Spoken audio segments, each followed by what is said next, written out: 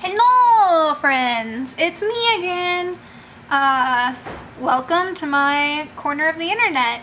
Today I have a starry, cute, pinky, blue, purple kind of look. And I'll show you how to do everything on this look. Eyebrows, stars, lips, etc. I got you covered in this video. I appreciate you all for subscribing thus far, watching my video. It means so much to me. I put a lot of effort and time into these looks, and I put a lot of time and effort into these videos, and I hope you've been enjoying them thus far.